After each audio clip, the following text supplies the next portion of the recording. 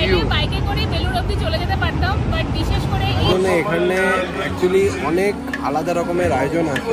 Shri Ramakrishna main মন্দিরের সামনে, এখান থেকে ঠিক লঞ্চে নেমে এইদিকে ফেরিঘাট।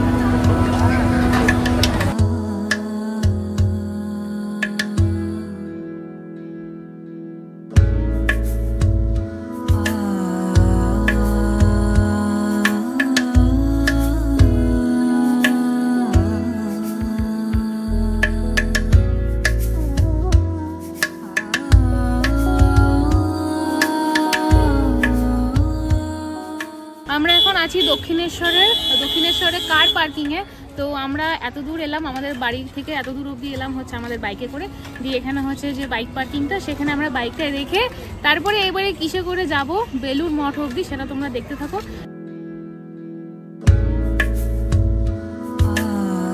আর কিভাবে তোমরা বেলুড় মঠ অবধি যেতে পারবে সেইটাও আমরা তোমাদেরকে বলে দেবো।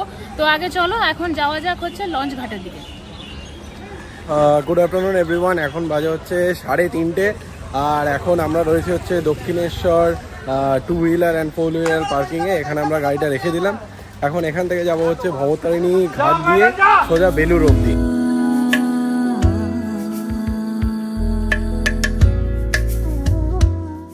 এই হচ্ছে দক্ষিণেশ্বরের গেট, যেটা দিয়ে আমরা এখন আর এই হচ্ছে স্কাই ওয়াক। এই হচ্ছে মা ভবতারিণী ফেরিঘাট।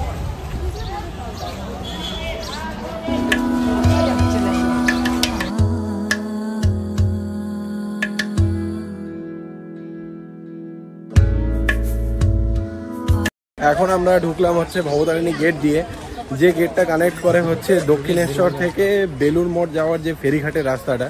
তো আজ যেহেতু সানডে, এই জায়গাটা কিন্তু টু মাচ ক্রাউডেড আজকে। মানে সকাল থেকেই ক্রাউডেড, সকালে আমাদের আসার ছিল বাট আসতে পারিনি যেহেতু ওয়েদারটা খুব একটা ভালো ছিল না। তো এখন আমরা যাচ্ছি, দেখাই রাস্তাটা দাঁড়া।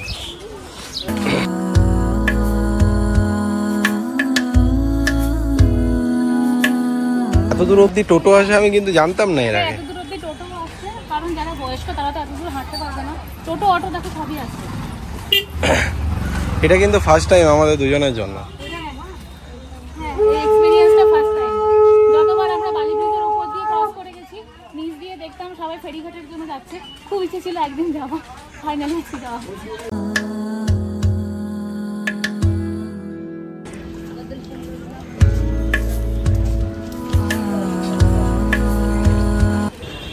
তো এই হচ্ছে টিকিট কাউন্টার, যেখান থেকে 11 টাকা করে টিকিট পার পারসন। 11-22 2 টাকা খুচরো আছে তোমার কাছে?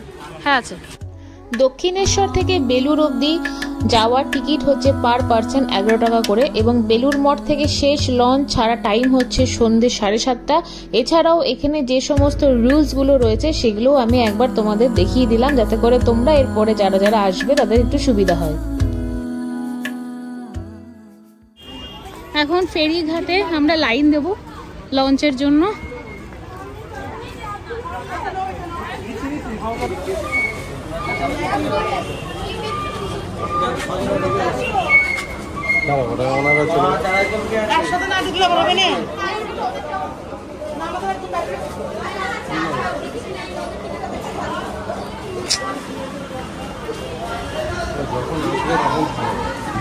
বাহ, এই হচ্ছে বেলুড় মঠ, যেখানে আমরা যাব।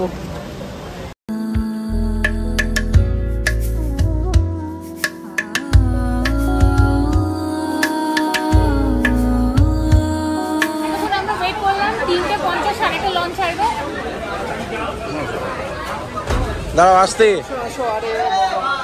আস্তে আস্তে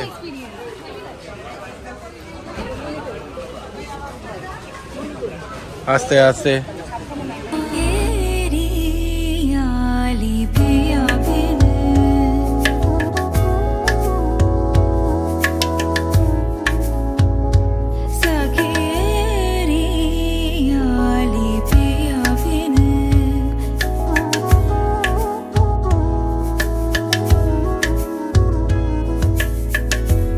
যারা লঞ্চ করে না আসতে চাইবে, নিজেদের গাড়ি নিয়ে বা 2 হুইলার্স বা 4 হুইলার্স নিয়ে আসতে চাও, তারাও কিন্তু একদম নিশ্চিন্তে আসতে পারো, কারণ বেলুড় মঠে 4 হুইলার্স অ্যান্ড 2 হুইলার্স এর কিন্তু খুব ভালো পার্কিং রয়েছে। জায়গাটা এত সুন্দর না,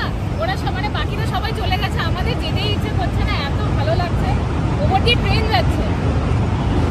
ও অসাধারণ অনুভূতি সত্যি, কি ভিউ। বাইকে করে বেলুড় অবধি চলে যেতে পারতাম, বাট বিশেষ করে এই এক্সপিরিয়েন্সটা তোমাদের সঙ্গে শেয়ার করার জন্য আমরা এটা এসে জেটি করে আমরা যাবো বেলুড় মঠ অবধি, যাতে করে তোমাদেরও আরো বেশি ভালো লাগে আর বেশ কিছু ইনফরমেশনও তোমাদেরকে দিতে পারি। আমরা বরাবর কি হয়েছে না, ওপরে ওই দক্ষিণেশ্বর ব্রিজ থেকে আমরা খালি এই জায়গাটা দেখে গেছি, কত সুন্দর এই জায়গাটা, সন্ধ্যেবেলায় লাইট জ্বলে, তখন মানুষজন এখান থেকে ঠিক লঞ্চে নেমে এইদিকে ফেরিঘাটের দিকে যায় বা ফেরিঘাট থেকে এইদিকে আসে, দারুণ লাগে। তো এই ব্যাপারটা আমাদেরও এক্সপিরিয়েন্স করার ছিল।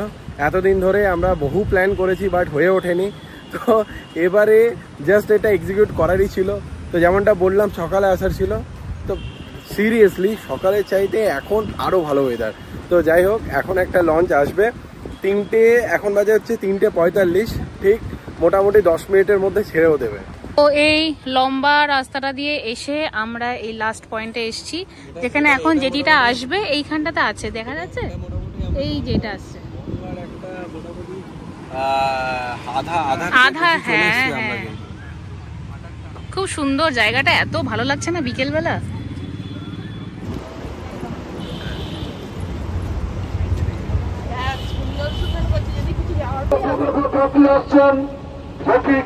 খালি করে দিতে হবে, বিরতিতে চলে আসুন, টিকিটগুলো অবশ্যই হাতে দিয়ে আসবেন, সেটি কেন খালি করে দেন।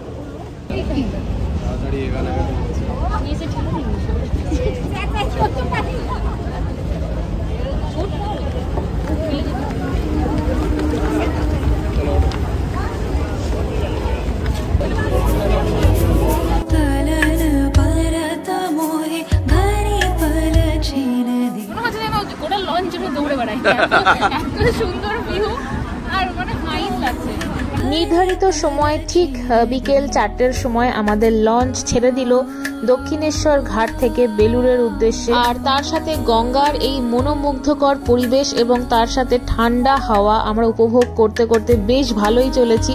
আমাদের লঞ্চের অভিজ্ঞতা ছিল খুবই দারুণ, তোমরাও চাইলে একবার আসতেই পারো। দক্ষিণেশ্বর থেকে আমাদের বেলুড় অবধি যেতে টাইম লাগলো মোটে 15 মিনিট।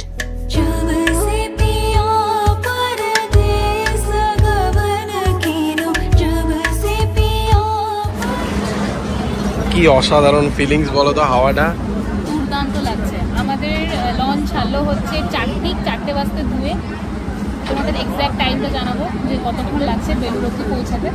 আর বিকালটা অসাধারণ লাগছে, 4টে বাজে, সুন্দর হাওয়া দিচ্ছে আজকে, মানে বিভৎস ভালো। আর তেমনি সিনারিটা আজকে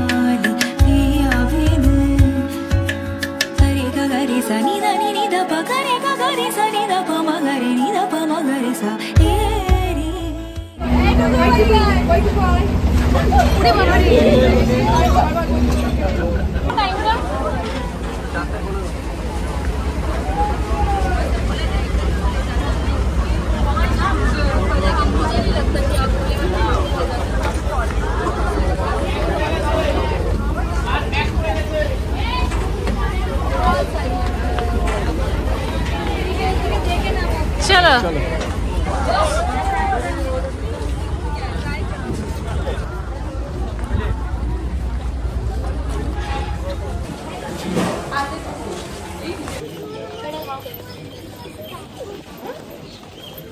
লঞ্চ আমাদের বালি ব্রিজ থেকে মোটামুটি 15 মিনিট লাগলো, 4টের সময় ছাড়লো, 4:15 আমরা এখানে পৌঁছে গেছি। ভেবেছিলাম যে হাফ অ্যান আওয়ার মতো টাইম লাগবে, বাট লাগলো না, 15 মিনিটে হয়ে গেছে। হ্যাঁ, কাঠবিড়ালিগুলো দৌড়াচ্ছে কি সুন্দর টুকটুক টুকটুক করে।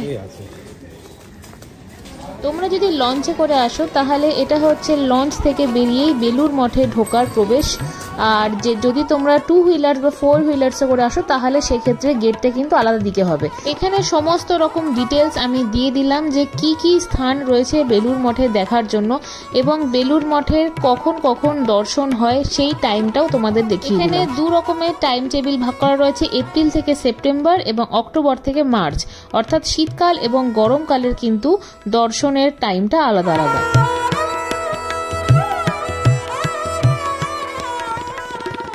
বেলুড় মঠে প্রবেশ করি সর্বপ্রথম তোমাদের যেটা দেখাবো সেটা হচ্ছে সেই বিশেষ বেলগাছ, যেই বেলগাছের নিচে স্বামীজি বসতে খুব পছন্দ করতেন এবং সেই আগের বেলগাছের জায়গাতেই এই গাছটি লাগানো হয়েছে।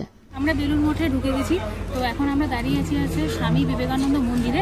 তো চলো, এইটা তোমাদের প্রথম বেলুড় মঠে ঢুকে প্রথম দর্শন করাই। বেলুড় মঠের প্রত্যেকটা মন্দির এবং প্রত্যেকটা জায়গার পাশে পাশে এরকম সেই জায়গা সম্পর্কিত লেখা রয়েছে সবার সুবিধার জন্য, যাতে করে সেই জায়গাটা সম্পর্কে তোমাদের বুঝতে অসুবিধা না হয়।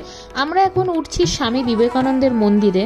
এটাই সেই জায়গা যেখানে স্বামী বিবেকানন্দের নশ্বর দেহ অগ্নিতে সমর্পণ করা হয়েছিল। এই মন্দিরের ঠিক পাশেই রয়েছে সেই বেলগাছের জায়গাটা যেখানে স্বামীজি এসে প্রায়শই বসতেন এবং তার জায়গাটা এতটাই পছন্দ ছিল যে মৃত্যুর পরে তাকে দাহ করবার ইচ্ছা প্রকাশ তিনি করেছিলেন সেই জায়গাতেই।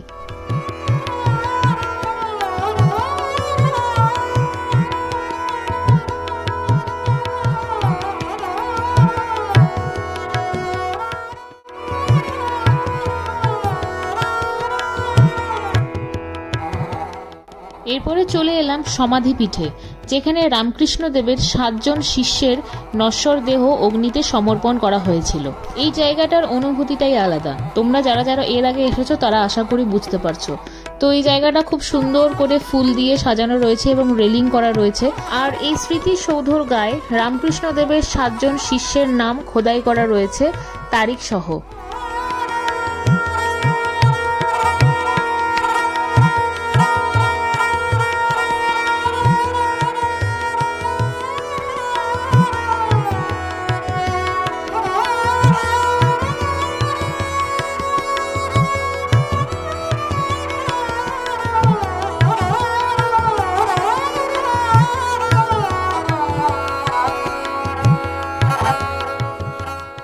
শরণানন্দজি মহারাজের স্মরণ সভার উপলক্ষে এখানে 2 দিন ব্যাপী আয়োজন করা হয়েছে এবং তারই জন্য এখানে এত সুন্দর করে ফুল দিয়ে সাজানো হয়েছিল। সবাইকে প্রণাম করে আমরা এগিয়ে চললাম গঙ্গার পাড় ধরে। এখন আমরা এসে পৌঁছেছি হচ্ছে প্রণাম হলে।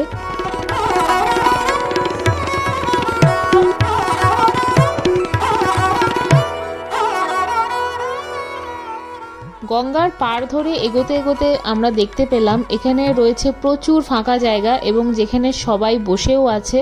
এখানে বিকেলের টাইমটা ভীষণই সুন্দর লাগে। আর এবারে আমরা চলে এসেছি হচ্ছে গঙ্গার ঘাটে। এসে পৌঁছে গেলাম বেলুড় মঠ ঘাটে। এখানে অনেকে বসে রয়েছে এবং জায়গাটা ভীষণই সুন্দর। সিঁড়ি নেমে গেছে সোজা গঙ্গায়। আমরাও এখন জলে একটু পা ভেজানোর জন্য নিচে নেমে চলেছি।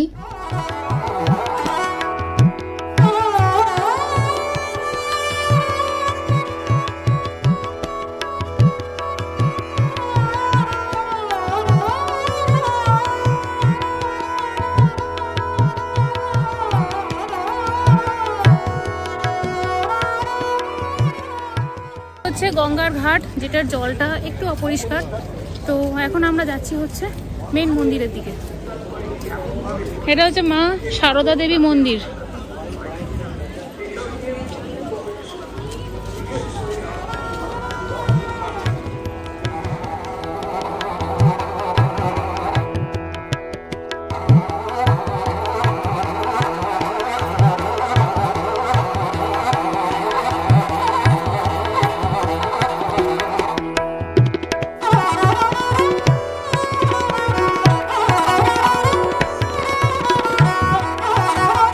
ঘুরতে ঘুরতে এখানে দেখতে পেলাম একটা শরবতের কাউন্টার। এখানে যাই, এখন কি কি পাওয়া যাচ্ছে একবার দেখি।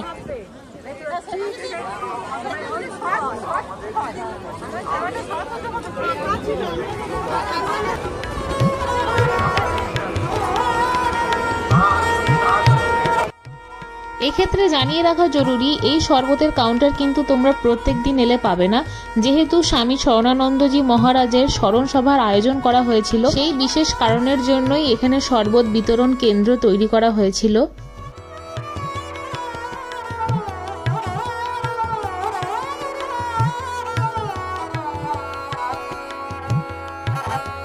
এখন চলে এসেছি মেন যে বেলুড় মঠের যে গেট সেটার সামনে, আর এই গেটের পাশেই ঠিক রয়েছে হচ্ছে শৌচালয়, যেখানে লেডিস এবং জেন্টস আলাদা আলাদা রয়েছে। তার পাশেই রয়েছে ড্রিঙ্কিং ওয়াটার, এই যে এই জায়গাটা হচ্ছে ড্রিঙ্কিং ওয়াটার। আর এইটা হচ্ছে মেন গেট, যেটা দিয়ে ঢুকে আমরা মেন মন্দিরে যেতে পারবো।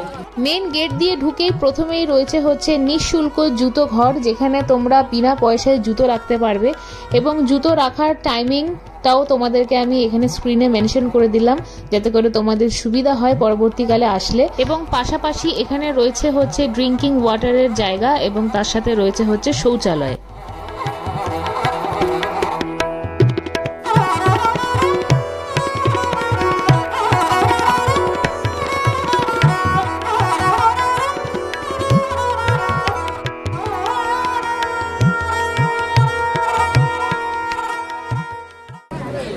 সবকিছুই ভালো, বাট তোমরা এই জায়গাটা দেখো কিভাবে প্রসাদের প্যাকেটগুলো কিভাবে এখানে ফেলে ফেলে নোংরা করেছে। এই জিনিসগুলোই বড়ই খারাপ। আমরা এখন দাঁড়িয়ে আছি হচ্ছে শ্রী রামকৃষ্ণ মেন মন্দিরের সামনে। এখন আমরা মন্দিরে প্রবেশ করব। সালটা তখন 1897। স্বামী বিবেকানন্দ তার শিষ্য সমেত যখন বরানগরে এসে পৌঁছালেন, তখন তার মাথায় চলছে রামকৃষ্ণ মিশনের প্রতিষ্ঠার কথা। তিনি দেশ দেশান্তর ঘুরে বিভিন্ন স্থাপত্যের বৈশিষ্ট্যগুলি জেনেছিলেন। স্বামী বিজয়ানন্দ রামকৃষ্ণদেবের শিষ্যের সাথে সাথে তিনি কিন্তু পেশায় ছিলেন একজন সিভিল ইঞ্জিনিয়ার, এবং এই মন্দিরের ডিজাইন কিন্তু করেন তিনি।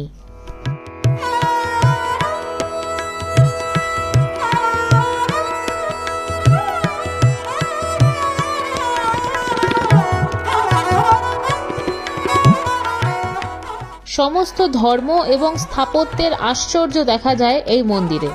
অবশেষে 13ই মার্চ 1929 বেলুড় মঠের প্রধান মন্দিরের প্রতিষ্ঠা হয়।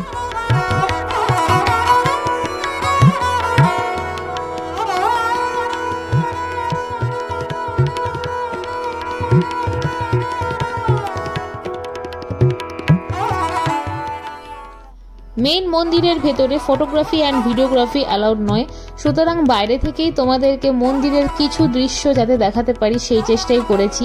তো মন্দিরের কিছু কিছু অংশ তোমাদের সাথে তুলে ধরেছি। মন্দিরের বাইরেটা রয়েছে ভীষণ সুন্দর, নানান রকম ফুল দিয়ে সাজানো, এবং স্বামী শরণানন্দজি মহারাজের জন্য যে স্মরণ সভার আয়োজন করা হয়েছিল এখানে সেইটারই ভিড়। আমাদের মেন মন্দিরে দর্শন হয়ে গেছে। ওখানে যেহেতু ক্যামেরা অ্যালাউড নয়, আর জায়গাটা এতটাই পিসফুল, সবাই ওখানে বসে চুপ করে আর কি বসে এক মনে স্মরণ করছে। তো ভীষণ ভালো লাগলো দর্শন করে। আমার বেলুড় মঠ এই প্রথমবার আসা, অনেক দিনের ইচ্ছে ছিল আসবো, বাট আসা হয়ে উঠছিল না। আজ এখানে স্বামী শরণানন্দ মহারাজের স্মরণ সভা, তো তাই জন্য এখানে অ্যাকচুয়ালি অনেক আলাদা রকমের আয়োজন আছে।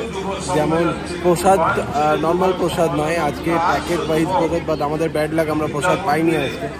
তাছাড়াও শরবতের আয়োজন করা হয়েছে, যারা অনেক শরণার্থী, অনেক দর্শনার্থী যারা বাইরে থেকে এসছেন, ঠিক আছে, তো তাদের জন্য আলাদা করে জায়গায় জায়গায় বসার জায়গা করা হয়েছে এক্সট্রা।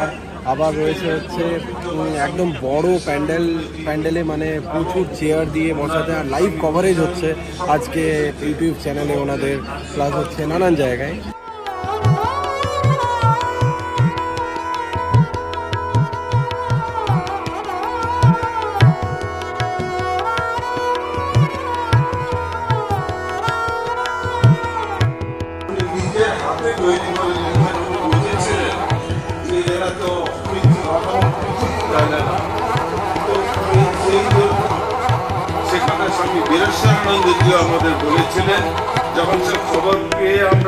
বেলুড় মঠ আমাদের দর্শন করা হয়ে গিয়েছে। এবার আমরা এগোচ্ছি হচ্ছে বেলুড় মঠ ঘাটের দিকে।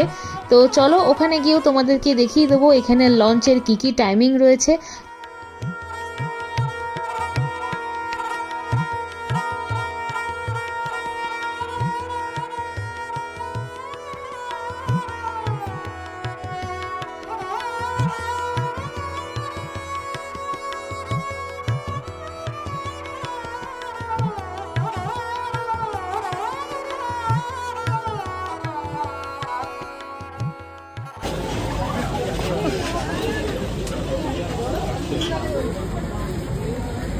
गोल्डन जैसा वाला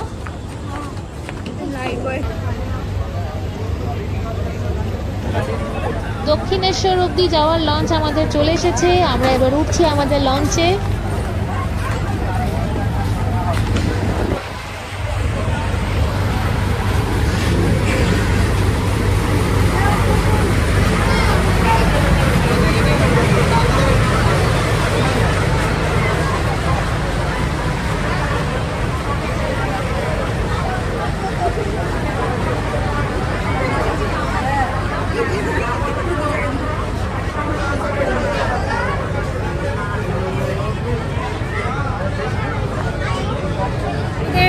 আমাদের লঞ্চ ছেড়ে দিয়েছে, আমরা উঠলাম হচ্ছে বেলুর থেকে 5:40-এ।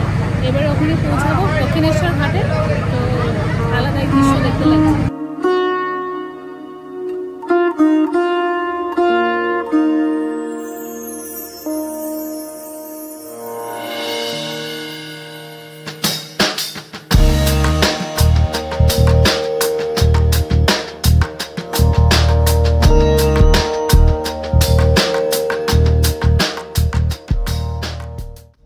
লঞ্চে করে ফিরতে ফিরতে বিকেল থেকে যে সন্ধে হতে দেখলাম গঙ্গার উপরে, আর গঙ্গার এই মায়াবী রূপ তোমরা নিজের চোখে না দেখলে বুঝতে পারবে না।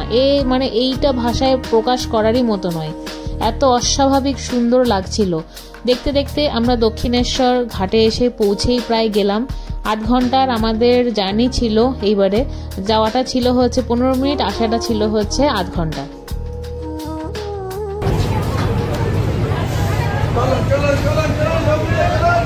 আমরা পৌঁছে গেছি এখন দক্ষিণেশ্বর ঘাটে।